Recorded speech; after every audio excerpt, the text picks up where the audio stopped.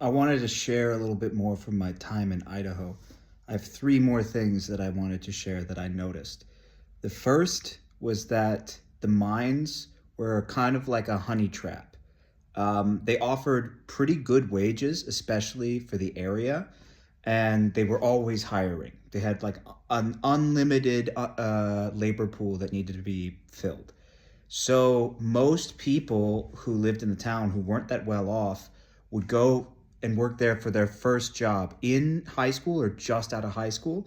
And they'd be able to afford all the toys and amenities that they wouldn't be able to do before. Some big truck, a jet ski for the lake, maybe a new gun or something.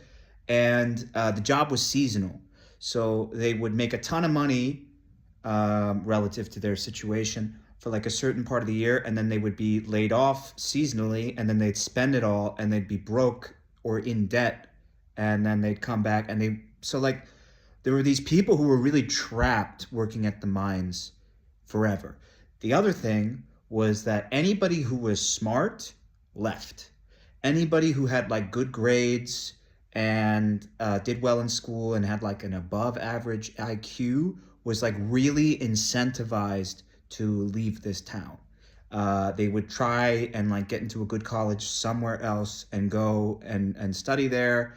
And then when they get their degree, like move to a big city that has some sort of financial institutions or like big companies, big multinationals that would hire them.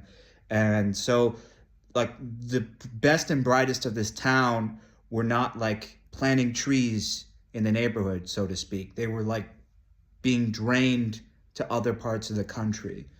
Um, and the third thing was that I noticed that when people were alone, they were far more liberal than when they were in big groups. When they were like congregated in a group, it was all like liberals this, libtards that.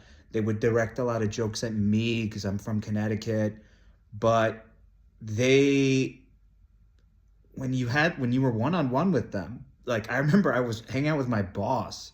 He was driving me to a different part of the mine, and we were in the pickup truck, and he said something like, "You know, I actually was kind of fond of Obama," or something like that, like totally out of left field. We weren't even talking about Obama, but he said it as if like I was waiting for him to say that, like, "Oh, thank you, finally somebody said it." But it was just such a funny thing. Yeah, it's totally peer pressure, I think.